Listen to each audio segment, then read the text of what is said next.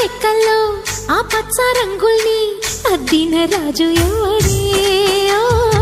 నిన్నాగో పడిగెల్లో ఆ విష్ణు పాదాలు దిద్దిన మాయా దేవుడే